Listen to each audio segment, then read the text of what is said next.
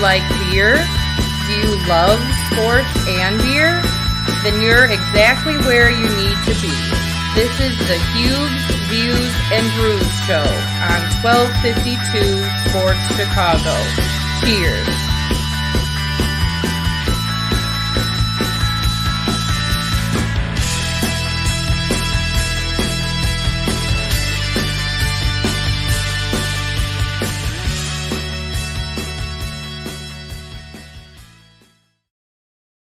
Welcome in, everybody, to another Huebs, Views, and Brews from my basement. Tonight's chilly basement, and it's going to be needed tomorrow when they say the feels-like temperature is going to be 105. We've got a good show, I think, for you. At least I know I'm going to have fun. I've got a beer sitting here. I'm going to open up in just a second. We're also going to talk with Jim Miller, Director of Publicity, and also the handicapper from Hawthorne Race Course. A lot of things going on at Hawthorne Race Course. We'll talk about that also when he joins us in just a few minutes.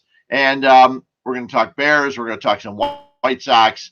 And as I mentioned, again, plenty of beer conversation in the second half hour of the show. Remember, if you're watching, you can always jump on in on Facebook. You can jump on in on Twitch or any of the other ways to watch the show. Or you can always leave me messages during the course of the week, and I can get back to you. We can talk to you that way right here on Huebs, Views, and Brews. Don't forget a lot of other shows on the 1252 Sports Network. You got the world's best fantasy show, and it's really important now with fantasy football coming up, 9 a.m. on Sunday mornings. The Fat Mike Chicago Sports Show on Wednesdays. Grobstein and Schuster Express on Sundays. Had a good show the other day. David had Mark Harmon on from WGN and also doing some stuff over at NBC Sports Chicago. So check it out if you're on YouTube or you want to catch up on any of the shows we've done in the past. You can go to YouTube, or you can go to Spotify for the audio of all those shows and just go to the 1252 Sports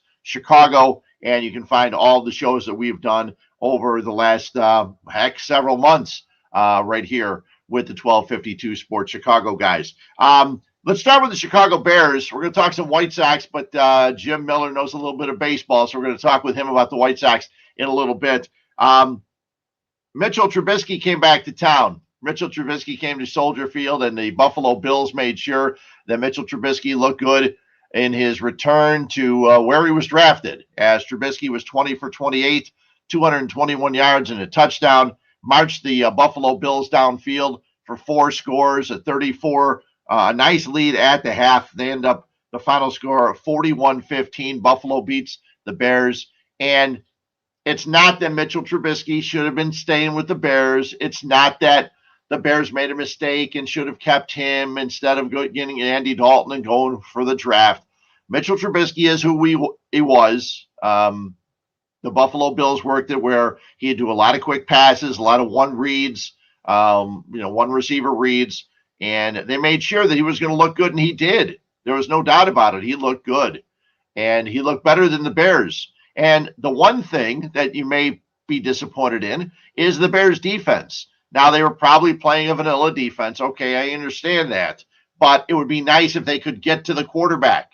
And if you can't get to the quarterback with the outside linebackers and the defensive line and with Khalil Mack and Robert Quinn and Akeem Hicks and all that, you're going to struggle a little bit this year because you have second-year cornerbacks. I know I've mentioned this before. Jalen Johnson on one side and Kindle Vildor on the other. You're going to struggle if you're going to leave both these guys out on an island and not get to the QBs. The quarterbacks in the National Football League are going to be able to pick apart the Chicago Bears defense if they don't get to them. Roquan Smith has not been playing at all. Danny Trevathan's not been playing. Alec Ogletree has looked very, very good. Looks like a really nice pickup that the Chicago Bears made, and maybe a guy that's going to get more playing time than we originally thought. I'm eager to see what Eddie Goldman does, eager to see Bilal Nichols in the middle of the line, and Eddie Jackson showed again he still cannot tackle. I don't know what happened to Eddie Jackson after his first year with the Bears.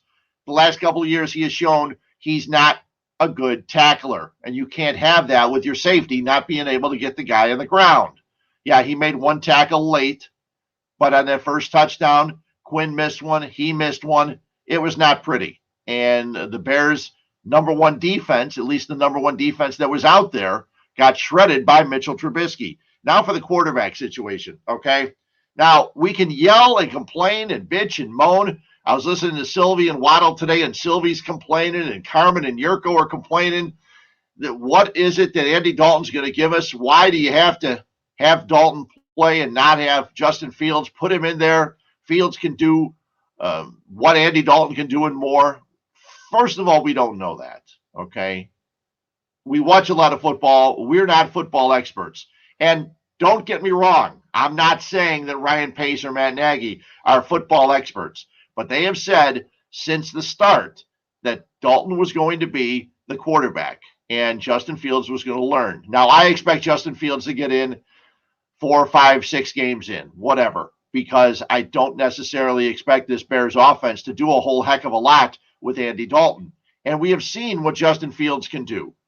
But I don't think there's any problem with Andy Dalton getting the starting job and Justin Fields coming in when the Bears think he's ready. Also, maybe when he's a little more prepared, he will have to learn how to read blitzes. He will learn how to read defenses, as a guy came in untouched from the right side and popped him. His head popped off like a Pez dispenser. It was amazing. The thing that bothered me on that play, and I don't know if anybody else was bothered by that, but the thing that bothered me was that nobody on the Bears defense or offensive line or anybody went after and got in the face of the guy that hit him. It was Andre Smith. Nobody got in his face. You hit my rookie quarterback like that and his helmet pops off, I'm getting in your face. I'm not going to get a penalty. I'm not going to, but you've got to get in the face of the guy. And it was just a bad move, I thought, for guys not to. And if players are looking to make an impression, some of these offensive linemen, you get in the face, you defend your quarterback, and you're going to look good not only to the coaches, but to the players and say, yay, you're stepping up for my guys. Last year, Mustipher and Bars, the two undrafted free agents out of Notre Dame, they would get downfield, pick up the Bears running back, get them back to the huddle. They would do it constantly. I'm pretty sure that if either one of those guys were in the game, they would have been in the face of Smith, the player from Buffalo who hit Justin Fields. There's no reason for them not to be. Fields showed us he can run. We knew he can run. He had 4 rushes for 46 yards. The nice part about him is if he's stuck, he can take off. The Bears have allowed him to run. That's the kind of offense they're going to have when he's in there. When Andy Dalton's in there, he's not going to go anywhere. He's a pocket guy. Fields for the game was 9 for 19 for 80 yards. When he does let the ball go, it flies. It looks pretty. Dalton was 11 for 17, 146 yards. A nice touchdown to Rodney Adams. Adams made a nice catch, second year in a row. Not necessarily a guy that's expected to be on the team this year, but he made a really nice catch and went for the touchdown. It was nice to see him battle and get a 50-50 ball because, as I mentioned before, here on Hueb's Views and Brews, Allen Robinson's really bad, in my opinion, on 50-50 balls. He doesn't come down with them. For some reason, the cornerbacks do a better job of getting them than he does, and that can't be this way. It can't be. Couple other things really quickly. I mentioned the cornerbacks, the linebackers. I've heard Danny Trevathan's not looking good, so maybe Alec Ogletree, perfect time to pick him up. For years, I've been wondering what Chris Tabor does. And people have told me, oh, Chris Tabor is a really good special teams coach. How could you prove that by anybody? Chris Tabor's special teams looks brutal right now. They're not able to cover kicks. They're not sure who's going to return the ball. They really don't know where they're going. This after getting rid of their kick, Cordero Patterson, a guy that ran sometimes, in my opinion, a little bit too much out of the end zone. But now they're relying on rookies and guys that have not done it, at least in the pro level. So I got a feeling the special teams are going to hurt the Bears this season. Just one more thing the Bears are going to struggle with. And I understand that the punter, O'Donnell, is not out there to make tackles. But on the return of the punt for a touchdown, you could at least make an effort to show you're trying to tackle somebody. That would be nice. He didn't even he just watched. He ran alongside the player for Buffalo before he ran in for the score. So a lot of things, a lot of concerns about the Chicago Bears. We're not going to have any of these answered or solved in the Saturday game in Tennessee because I would not expect any of the Bears starters to play in that game either, because if Matt Nagy stays consistent, he has not played his starters in the final preseason game. And this is the final preseason game, game 3 of 3. You have 17 regular season games this year and 3 preseason games. So after this last preseason game, the Bears will have 2 weeks off before the opener against the Rams in Los Angeles, against Matthew Stafford and against the defense that was one of the top defenses in the league. It brings you Aaron Donald and against a very, very questionable Bears offensive line. Hopefully by that time, the Bears offensive line will have a little bit of consistency. At least they'll know who the starters are going to be. Fetty is off the list, off the injured list. He was practicing, I think, today. Jason Peters was supposed to practice. Now, he may see some time getting some snaps. You got Whitehair. You got Mustipher. See what's happening with James Daniels. You're going to have some kind of rotation, I'm thinking, on that offensive line unless you get 5 guys stepping up and showing they can play and be a cohesive unit. So there's a lot of things for Matt Nagy to put together before he has to deal with putting Justin Fields out there as the starting quarterback. I want to go to my guest because he's a guy that you hear him on the Odds Couple with Carmen DeFalco and Mike North. He is Jim Miller from Hawthorne Race Course as we bring in Jim here on Hueb's Views and Brews. What's up, Jim? What's up, Fred? I hear you talking Bears, and I sit here and wonder time and again, what's the point of any NFL preseason game? It doesn't seem like any of the starters are playing anymore. What's the point of even having them? I know. I sit there and watch highlights, and I don't know the names of any of these guys. And the guys on the NFL Network are rattling off the names of the players like they've seen them constantly and they picked them in their fantasy leagues. So it's kind of weird. I don't think they should have any. Kind of like college football, have scrimmages, do things like that, scrimmage against teams. You could probably get more work in that way than you do now. But hey, it's weird. The NFL wants to do it because they make money. They get people into the building. And when you have Justin Fields, there were a lot of Bears fans who wanted to go out and see what Justin Fields could do. So I can understand that a little bit. Before we get into White Sox baseball and baseball in general, I want to talk about Hawthorne because when I was growing up, I grew up in Cicero. I grew up on 26th in Austin, right across from Goodwin School. And we used to go to Sportsman's Park and Hawthorne. And Sportsman's Park was like the crown jewel of harness racing. A 5/8 track on Saturdays in the 70s. There'd be 40,000 people there. I just gave my brother I've got one of the programs from when Albatross set the record time and things like that. I'm a pack rat. I collect a lot of stuff. And it was awesome. And Hawthorne has outlived all of them. Hawthorne's outlived Maywood and Sportsman's and Balmoral and all these tracks. It's surprising, I think, to a lot of people in the area that Hawthorne's still been around, but the mile track, they run both harness and thoroughbred. Is that one of the main reasons you think they stuck around? You know what? It's a couple of things. I mean, like you say, you're running both breeds. Think about this. We're the only track in the United States that does a track conversion from a standardbred surface to a thoroughbred surface. We're the last ones that are doing it in the United States. So that's one thing. And then second, this is the oldest sporting venue in the state of Illinois. It's been owned by the Carey family for over 100 years.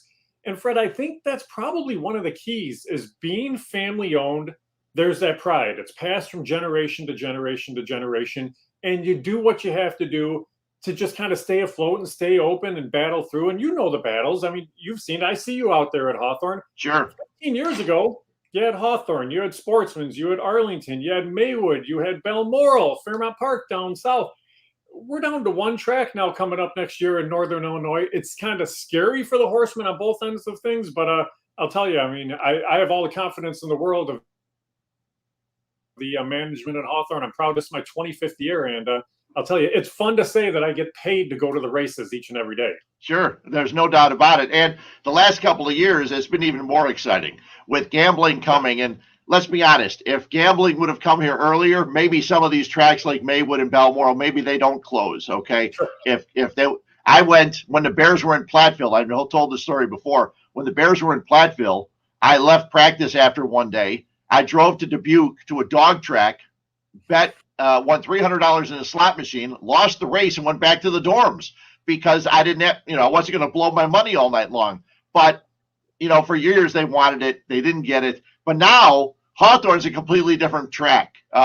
You have harness racing, you'll have thoroughbred racing, but try to explain to some people because it's a big track. It's a mile track, but you also have grandstands, you have clubhouses, and everything's kind of been changed a little bit over the last couple of years. Well, and that's the thing about it. I mean, Hawthorne burned down in the late 70s. I mean, everybody talks about the fire at Arlington Park about 6 years before Hawthorne burned down. So when they rebuilt the structure, they rebuilt it at the time when everybody had to come on site to watch and wager on the races. So this was a facility built for 35,000 fans. And like you mentioned, with the heyday of racing at Sportsman's Park, you had that many fans each and every night because that's the only way you can come and bet on the races. So now what we have is this huge, massive structure, but you're in the age of full card simulcasting. You're in the age of online betting and that, and people have so many other options to bet on the horses. So you have to kind of modify the way you do things on site. And I'll tell you, we're so fortunate and so lucky to have that legislation passed that not only brought in the possibility for casino gambling at the racetracks, but sports betting as well. So now what we have is this massive structure at Hawthorne that we're able to modify into not only a racetrack, a full-blown casino, and a sports book. And when we talk sports book, we're not going to talk just like a little like Buffalo Wild Wings type of setup. You're talking the Vegas-style sports amphitheater, which is what we're going to put in. You can combine sports wagering with full card simulcasting on horses. But the main thing, Fred, that is really cool about it is all the plans involve horse racing. You've been over 100 years of racing at Hawthorne. We want to expose bettors to horse racing. We want to get that crossover player to go from maybe a sports wagerer to a horse bettor and back and forth. And this is something that we're looking forward to do. It's a $400 million project. So we're not skimping by any means. We're talking big bucks here too. Yeah, definitely. I know my brother has wanted to go for the last couple of weeks. I think we're coming out there next Sunday night, 6:30 post, I think, on Sunday nights. But it's nice because now the deal with PointsBet, there's you're there, and then two other places, Crestwood and Vernon Hills, correct? Prospect Heights. Yep. Prospect Heights. And so the nice cooperation with them or the affiliation with them, every time you see a commercial, all of a sudden you see Allen Iverson up there talking, PointsBet and everything else. And I know there's a lot of times on NBC Sports Chicago on the commercials you see, and they peg off the places in Crestwood and Prospect Heights and Hawthorne Race Course. And the nice part is on Sundays, this is really going to be the first NFL season where people are going to be able to go to a place like Hawthorne and bet the NFL from a place like that and watch horses when they're running too. Yeah, and that's the cool thing about it. I mean, last year you were dealing with the pandemic, Fred, so you're right. You really couldn't come out there and enjoy that afternoon of racing and betting on NFL action. And this year you can. And we've noticed that you're starting to see more and more fans come in on the sports wagering end of things, even for preseason football. I mean, the amount of wagering action on preseason football has been insane this year. And just to talk about it too. But you look at that setup when you come in for a racing afternoon. If you come in September, you're going to be able to bet the noon games, the 3 o'clock games, and then lead into a night of harness races. When you come in October, November, December, we're going to have live thoroughbred racing going on. So you figure maybe you're playing a couple of NFL games there. The game takes 3 hours. You're looking to have something else to play throughout the course of the day. You have the opportunity to play 4 or 5 races from Hawthorne as well. And that's what we want to do. Expose the horse racing to the sports bettor and vice versa. The setup is beautiful. There's tons of TVs. Everywhere you look, you're going to find a TV. There's food and beverage service right there. We just installed a huge projector screen too. So your game of the week is going to be on that big screen when you're sitting there as well. It's a great setup, and we really do encourage everybody to come and check it out. So that's currently. So what exactly is being worked on now, and what's it going to look like when that's finished? The insanity of what you can do with the structure that was so huge for horse racing to where we are right now is crazy. We went through months of demo work. And when you're talking demo work, you have a building that was 40 plus years old. You have miles and miles of wiring, of piping, of water, of everything they have to do. But then it was every floor tile. It was all of the TVs having to come down throughout the facility to kind of gut everything, to basically say, hey, we're going to take a shell of this structure, stay within our means, and then look to really kind of expand and build. So now what you're going to see is, with the focus on horse racing, we want the horse racing patrons to be right there on the finish line. So they're going to be focused right around the finish line. You're going to have that great dining room. The Gold Cup dining room is getting completely redone. Your simulcast sections and that will be beautiful. And then what you're going to see is you're going to have one floor that, like I mentioned, will be that sports wagering amphitheater, which you're going to go in and you're going to have a huge theater set up, massive TVs, those nice leather chairs that you can sit back there and really enjoy that day of the action. But then if you go up a floor, it's a full-blown casino. And we're not talking just slots anymore. This is table games. This is full casino, slots, tables, craps, roulette, anything you want to see. And when you're just 10 minutes outside of Chicago, you're right off I-55, you're 2 miles away from 290. The population base that you can expose to all of these in one venue is something we haven't seen in Illinois, and it's something that we're really excited about too. Yeah, I'm really excited about it. I cannot wait to get out there. My brother just jumped on. He goes, "It sounds awesome." Well, we'll see it next week. So we're looking forward to get out there. We're Hardest Racing fans. When we were in high school, we would go to the track. We'd walk home from the track. It was kind of a long walk, but after you won it a little bit, you'd always pick up hot dogs from the hot dog cart that used to be out there back in the 70s. No hot dogs if you don't win. We just had to come back hungry. But I cannot wait to get back out there, and with all the things that are happening with the casino and everything else, really looking forward to it at Hawthorne Race Course. Okay, your bio just on your Twitter, and I knew this, but it says ex-minor league pitcher. You're sitting down. Let people that haven't seen you know, how tall are you? I'm 6'7". So you look taller, I think. Maybe because you're thinner, you look taller even. But where'd you go to college, and what was your minor league pitching like? So I was a Prospect High School graduate, and then I went to Carthage College up in Kenosha, Wisconsin. So a small Division III school. And I didn't play baseball really until my senior year. And it was one of those really just kind of glorious years where you had this tall, lanky kid who they found out could throw really hard. And I had a really good season. We ended up going to the College World Series that year. I was an All-American. And I got drafted in the 11th round by the Brewers, which is something where you look at the draft, you don't see players from Carthage College really popping up in the 11th round. So it was a very cool experience. I was able to play 4 years in the minors. I played in Helena, Montana, Ogden, Utah, Beloit, Wisconsin, and Stockton, California. So I was able to move through some levels. And as you move up, I mean, you got to see some really good players. Ben Sheets, an all-star, was a roommate of mine, an absolutely great guy. I played against Adam Dunn. I played against Raul Ibanez. I pitched against Barry Zito. I pitched against Scott Williamson, names that made it to the majors. And you find out, I mean, it's such a thin line between being that minor league pitcher and making it to the majors. And it's about confidence. It's a little bit of luck, but it's a little bit for a pitcher of location as well, too. It's spotting that ball each and every time out. But it was a fun career. Played for 4 years. Extremely fortunate to be able to leave baseball and move right on to my work at Hawthorne Race Course. And starting in the horse racing industry before baseball, it was really kind of an easy transition to come right back after baseball. Yeah, I was going to ask you how you got into horses, because I knew the baseball part, but how did you get into the horses? So the first time I was going to go to the racetrack was going to be for my 10th birthday, which would have been August 1st, 1985, and I was going to go to Arlington Park. Arlington burned down on July 31st of 1985, so a day before my 10th birthday. I actually sat outside and watched the facility burn. So it was something I'll never forget. I was in there a couple of years prior in the old Arlington as a Boy Scout. We used to have our Pinewood Derby races in the old Arlington. So the big wooden structure you kind of got to see. But going to Prospect High School nearby, I actually was able to get a summer job at Arlington Park. So I started at Arlington, and I worked there half a year as a green coat. So it was kind of your guest services type of thing. And then around Arlington Million time, they needed help in the press box. So I moved into the press box. I worked with Joe Christofek, who's now the analyst at Churchill Downs. Dave Zenner was working in there as their PR manager, and they brought me on board. And then I just never left. I was able to stay in the press box there all the way until I got drafted in 1997.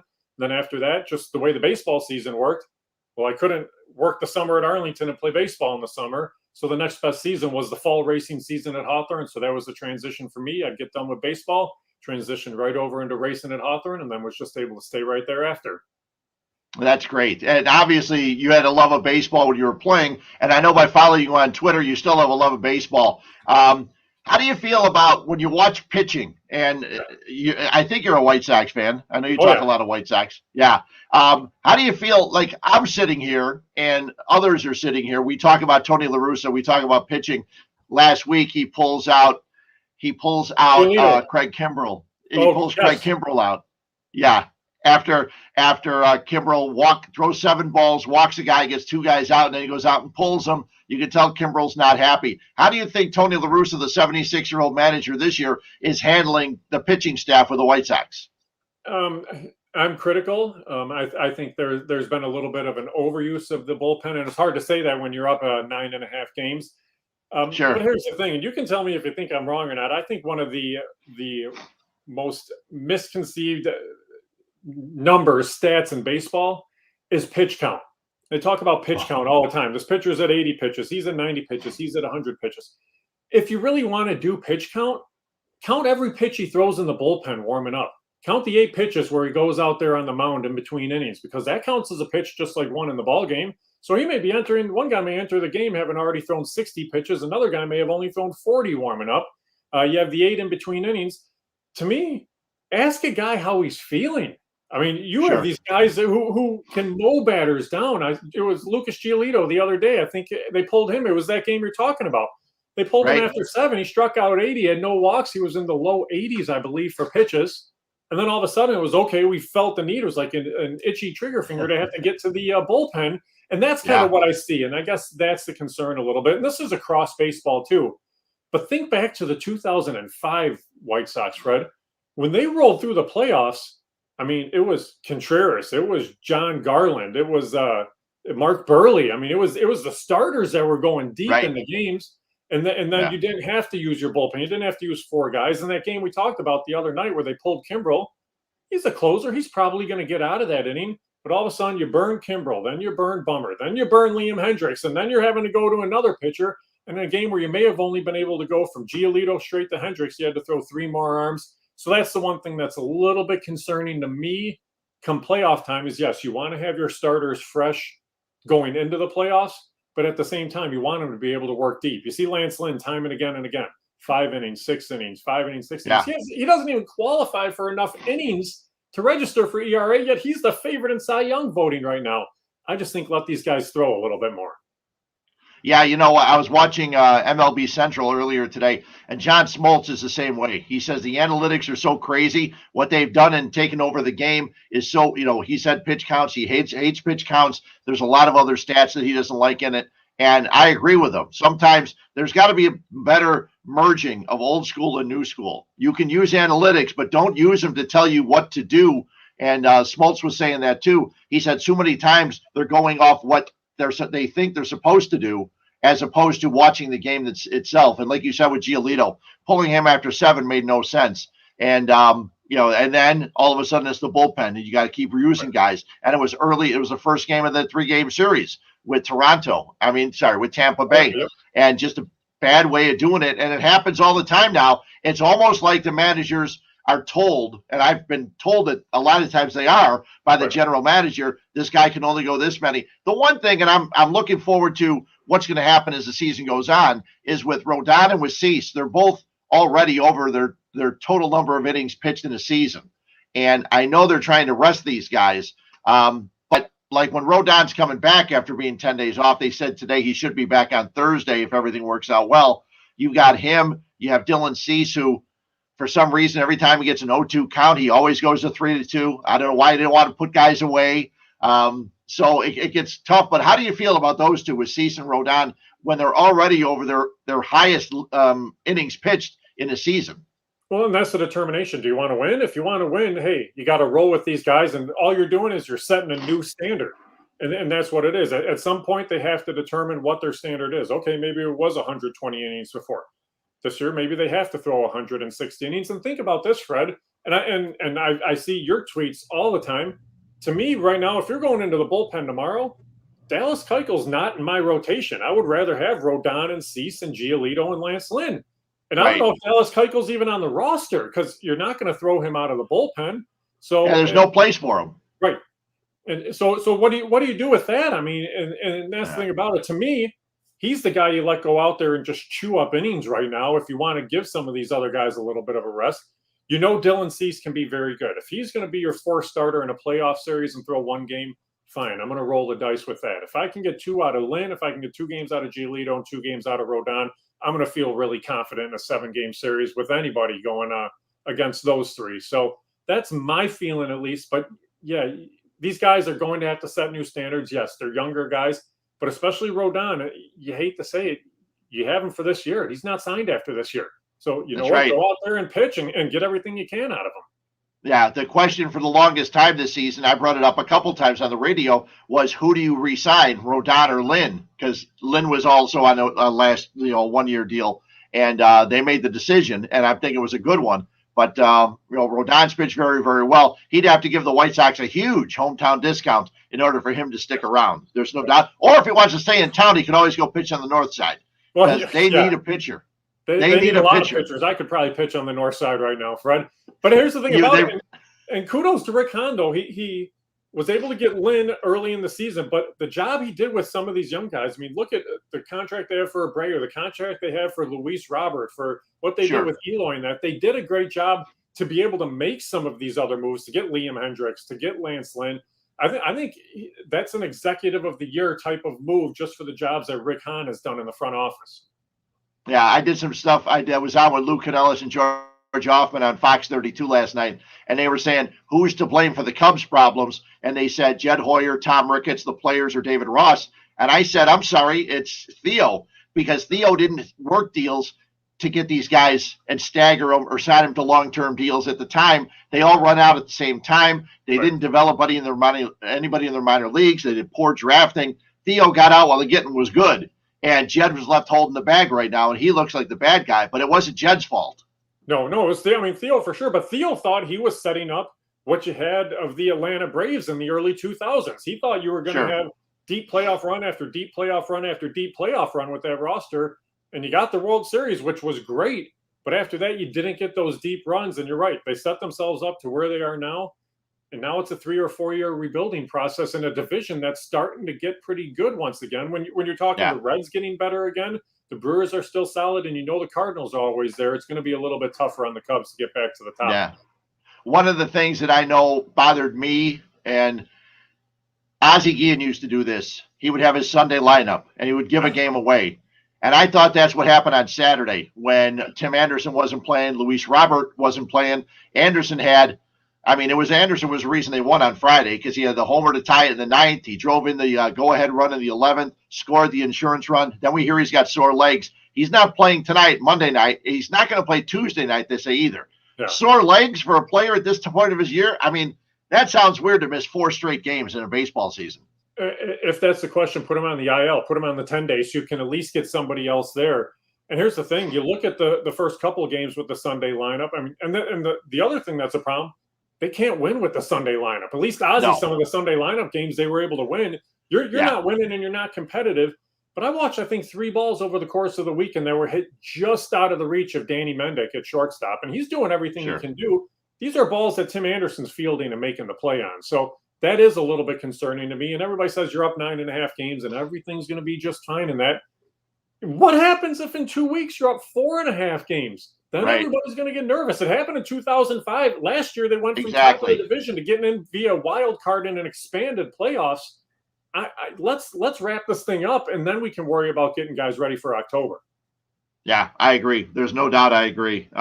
We could talk more Cubs, but there's nothing really to talk about there. And baseball, the nice thing about it is, and being in a city like Chicago, we talk so much about the Sox and Cubs, but I'm looking today, the Reds now took over the wild card spot in the National League, the second one. Yep. We've got the Braves are playing the Yankees. Both teams have won 9 straight games. Yankees haven't lost since the Field of Dreams game. That's the thing I love about baseball. And I always tell people, you can watch all day long. So many people say, well, they watch NFL because they have money on it. But people will watch NBA games and other things. I can watch baseball anytime because there's always a story there somewhere. There's always a lot of great young players. I think the game's going in the right direction. Yeah. But when you look down at lineups, Cesar Hernandez, 228, Vaughn, 260, Moncada has a 10-game hitting streak. He's hitting 257. Right. I don't know.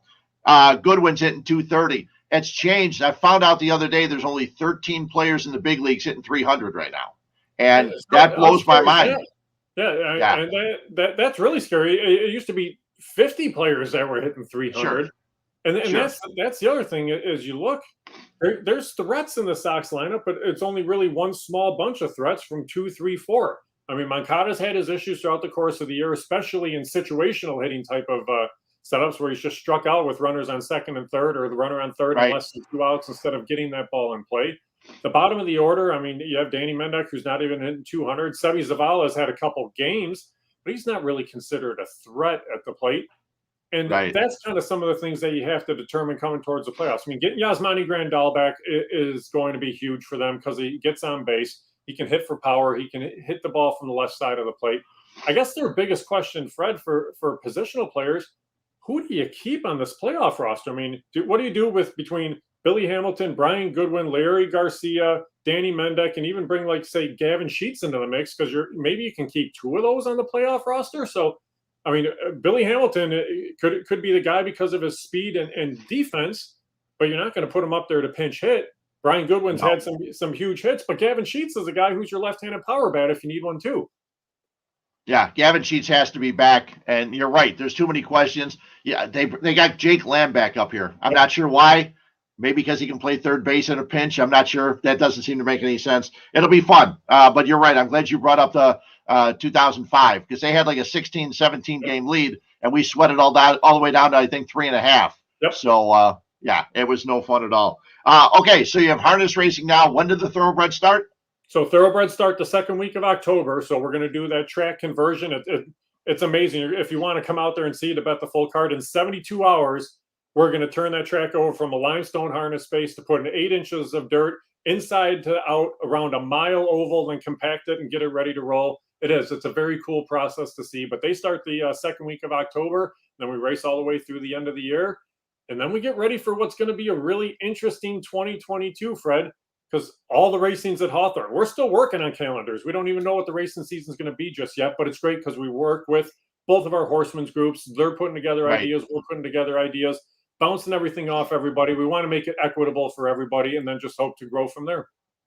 Yeah, that sounds great. Jim, we'll see you next weekend. My brother and I are going to come out. My girlfriend's going to come with. We're going to have a nice night out at the track, and maybe bet some games if there's something on, too. I'm sure there will be something on. Sunday Night Baseball, if nothing else. So thanks a lot for jumping on tonight. You got it. Thanks, Fred. Thanks for having me. Oh, anytime. Jim Miller from Hawthorne Race Course, Director of Publicity, also the handicapper from Hawthorne Race Course. And it's a great time out there. Like I said, I grew up in Cicero. We walked to Hawthorne. One of my buddies lived a block away.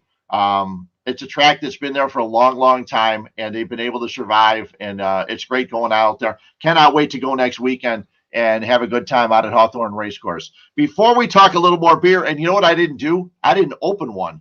So we come back. We can take a quick hear from our sponsor. When we come back, I'm going to open my beer, and we got some beer talk for you before we get moving on here on Hueb's Views and Brews.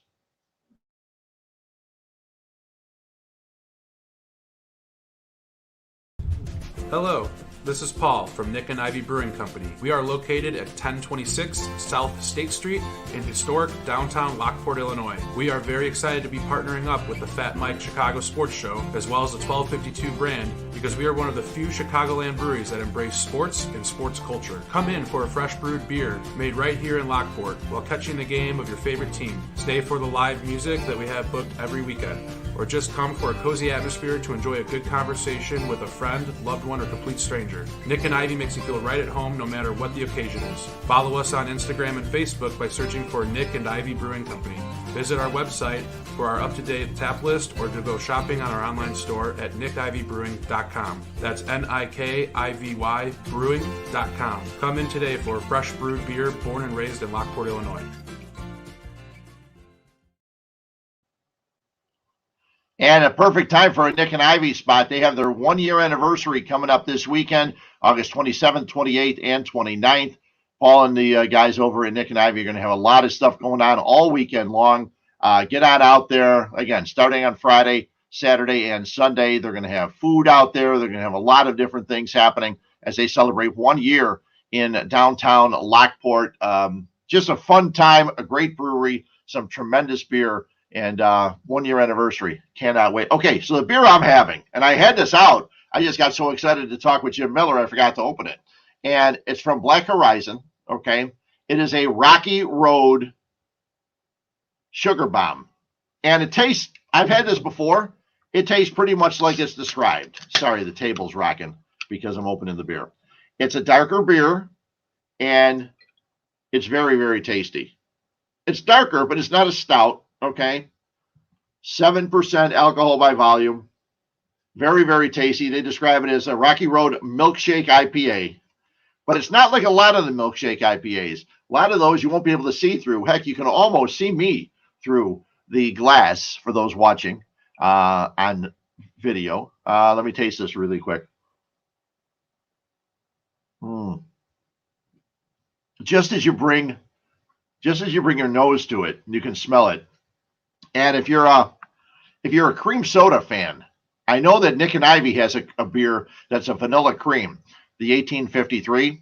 This Rocky Road Sugar Bomb tastes a little bit like that, okay? Because there's a lot of, you think Rocky Road, you think sweetness. There's a lot of sweetness to it, the smell of sweetness. It tastes very, very good, tastes very sweet. 7% alcohol by volume. I won't be able to finish this by the end of the show, but I will definitely finish it immediately afterwards. Okay, some other beer things I want to get into, okay? And no beer guest this week. We'll try to get one next week. It's not that I couldn't find one. I just didn't try to get a beer guest this week. I wanted to talk to Jim Miller, wanted to talk about some other things. I knew I wanted to talk a little bit more about the Bears and White Sox baseball. It was great talking with Jim about White Sox baseball because I know he has his opinions. You can follow him on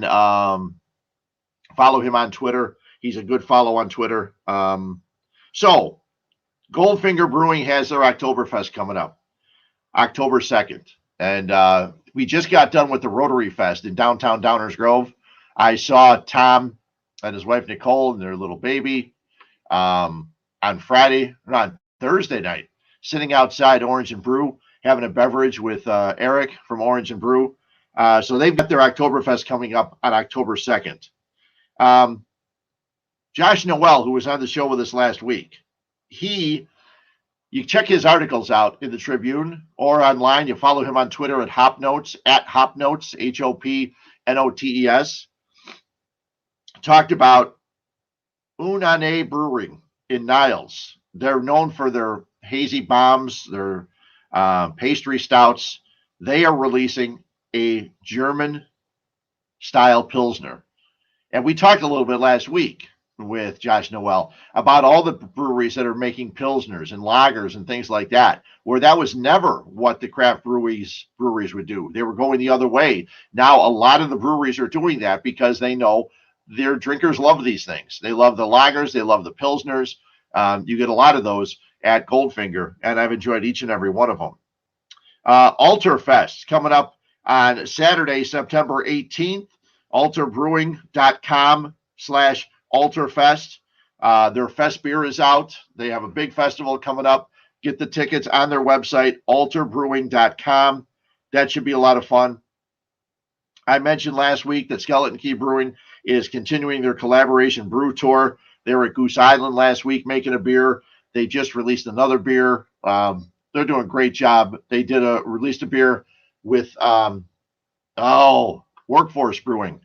Workforce Brewing and Skeleton Key just released a beer, and it's very, very good. And if you, they also have an Oktoberfest that they were releasing a little bit, and it's going to be at certain individual places. Now, you may have seen this can of beer during COVID. It's a 4% Pilsner, and it basically says F COVID, okay? You can see it right there. And this was made by Ale Asylum in Madison, Wisconsin. It's a 4% Pilsner, and it's a very, very light beer, as you can imagine. Guinness is 4.1%. Miller Lite, Bud Light is 4.2%. This is a 4% Pilsner, okay? And Ale Asylum in Madison, Wisconsin, after 10 years, they're going to have a liquidation sale in October. Now, I'm a little confused. I was reading some of the stuff from Josh Noel. And from other people. I was a little confused if they're closing all of their stuff or just certain facilities, but they're having a liquidation sale in October. Some of the reports say overzealous expansion as competition continued to increase. And it's a shame because Ale Asylum has always made some good beers up in Madison, Wisconsin. So this was just one of them. I've got a couple more in my refrigerator. my buddy Larry Griffin, his daughter Chrissy, gave me these. Thought it was very cool. She saw them and she goes, "You're a beer guy. You'd like these." I've had a couple of them. When I didn't want to drink a lot of anything heavy or a 7 or 8%er, I pounded one of the 4% beers. So that was very, very tasty. So a lot going on in beer, and there always is, which is a good thing because I'm enjoying it each and every week, going to different places, enjoying all of the different beers that are out there. But there's an article in the New York Post I wanted to get to. Let me grab my iPad here so it's easier for me to read it than it's just to keep balancing it off, okay? This is an article that was in the New York Post today. It says, eating one hot dog takes 35 minutes off your life, according to a study. I had 2 hot dogs last night. If that happens, I am really outliving where I should be because I've had hot dogs my entire life. And I don't just mean at ball games and things like that.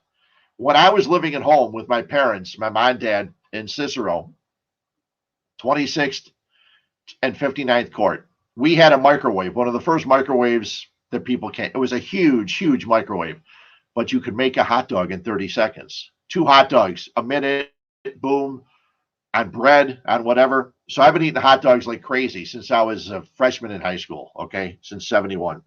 So here's what they said. Researchers released a nutritional index this week aiming to inform guidelines and help Americans achieve healthier and more environmentally stable diets.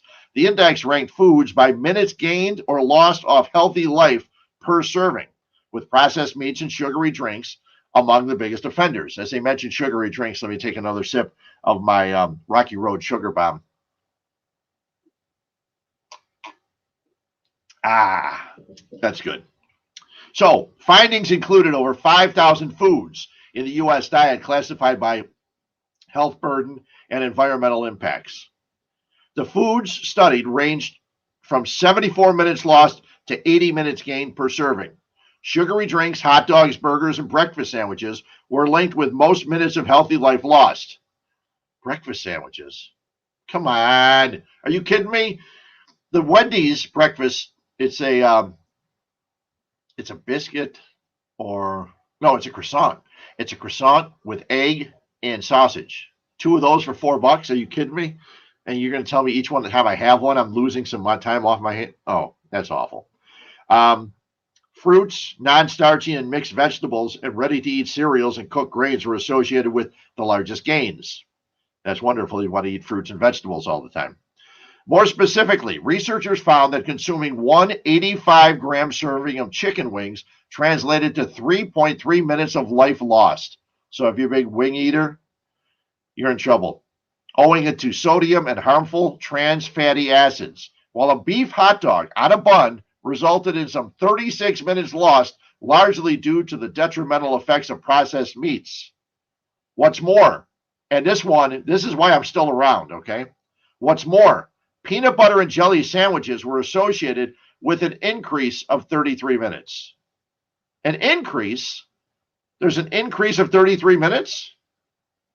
That sounds good, actually. So maybe I'm counteracting with the peanut butter and jelly and the hot dogs. Who knows? Foods like salted peanuts, baked salmon, rice with beans associated with gains between 10 and 15 minutes. Researchers from the University of Michigan School of Public Health published the findings detailing their newly developed health nutritional index. So yeah, let's see, there's more here. Researchers also classified foods by nutritional and environmental impact, or short-term global warming. You got to be kidding me. Healthy, environmentally sustained foods, including nuts, fruits, vegetables, legumes, whole grains, and some seafood, whereas foods with poor nutritional value and production linked to high environmental impacts included beef, processed meat, pork, and lamb, cheese-based products, certain salmon dishes. In contrast, most poultry, dairy, egg-based foods, and cooked grains fell into an intermediate zone. Well, I wouldn't mind being in the intermediate zone, okay? That's okay. But I'm a big fan. I'm not sure about almond butter, Kurt. I don't know. I'm kind of an almond milk guy. Almond butter's not bad, but we'll have to see. Now, I'm confused by this article. I'm not the smartest guy in the world. But what it says here about the peanut butter and jelly, What's more, peanut butter and jelly sandwiches were associated with an increase of 33 minutes.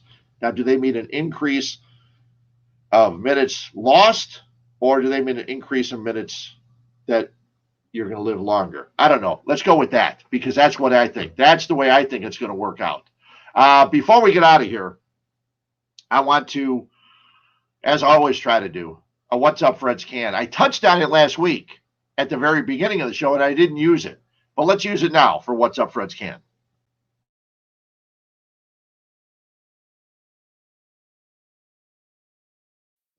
Well, maybe it's just because you're ugly. Ugly? You gotta be kidding me. Time for What's Up Fred's Can on 1252 Sports Chicago. Okay, I mentioned this at the very beginning of the show last week, and the only reason I remembered is because I went back and listened to the show, and I said I didn't even bring it up. The National Football League makes millions and millions and billions of dollars, okay? Before the very first game of the NFL season, every team in the NFL gets a check from the National Football League that more than pays their salaries for all the players because of their TV deals with ESPN, with Amazon, with NBC, you name it. So all the money they make on these TV deals, they split the money up. All the teams make money. They pay for all of their team. You hear, oh, what's the salary cap going up to? What's this? What's that? All that money is taken care of by the TV contracts. So these NFL teams are just making money hand over fist. And this year, instead of 4 preseason games, they have 3. And I mentioned early in the show last week, the NFL likes to call them preseason games. They don't like them to be called exhibition games. Because one of the reasons, if I'm not mistaken, is they charge the same amount for the tickets for the exhibition games that they do for the regular season games. Now, I may be wrong, but even if I'm wrong, they're still charging too much for games to watch players where half of them are not going to be there. There's 90-some players on a roster. They get reduced all the way to 55, 56. So 40 of the players aren't going to be out there. So, yeah. And my producer, Andrew Tarbill, says, I'm not mistaken, he says, my uncle is a season ticket holder. It's the biggest complaint. Yeah, they charge you the same amount for the preseason ticket as they do for the regular season.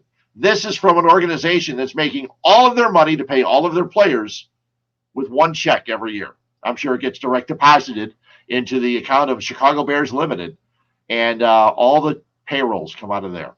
It's embarrassing for them to charge that much. You should charge half, if not less than half. That's what's up my can. Now, I don't go to NFL preseason games. I have had to watch them because of the job I do, not only on ESPN 1000, but also when I sit here and talk with you guys on Hueb's Views and Brews. It's very difficult to watch some preseason games, especially the way they don't put a lot of plays in. They just have the guys out there to recreate. So, but to charge the paying customer as much as you do for a regular season game, absolutely brutal. We're getting closer to the NFL season, and next week we're going to get an old friend of mine on. Steve Silverman is a guy that wrote for Pro Football Weekly back in the day. He's a guy that I hosted Bears pregame shows with. I hosted the Bears pregame shows over on the Score Sports Radio, and I worked with Steve Silverman and Raymond Harris. I worked with Steve Silverman and Dave Dorison, and Steve Silverman is going to join me next week. We're going to talk a lot of football. We're going to talk some fantasy football next week. Talk a little bit of fantasy football. I'm not a great fantasy guy. That's why you can check out the world's best fantasy show each and every Sunday morning at 9 o'clock right here on the 1252 Sports Network. But a little bit of fantasy football, a little bit of regular NFL, hard news football. Steve is a great guy. Love to have him on. He'll be joining me next week. A little after 7 o'clock. So as I finish this Rocky Road Sugar Bomb, thanks to Jim Miller, get out to Hawthorne Race Course, also the PointsBet Sportsbook that's out there. My brother Timmy, my girlfriend Linda, my brother Barry, I think we're all going out there next Sunday. Hopefully get out there and catch some racing, win some races, maybe bake a couple of sports bets. Maybe I can refill my PointsBet because I had a PointsBet app, lost all that money. I need to refill it, and I can do it. over at Hawthorne Race Course. So thanks to Jim Miller for joining me today. And thanks to all of you for listening. Each and every Monday, we're probably not going to do a show on Labor Day, but we'll get to it right after that with the Bears season. Heck, on the week after Labor Day will be the 13th. That'll be the day after the Bears-Rams game. So we'll have plenty to talk about as we go forward with Hueb's, Views, and Brews. Thanks a lot for tuning in. Grab a beer at a local craft store or a local brewery if you can. And just tell them, hey, Fred told me to stop in.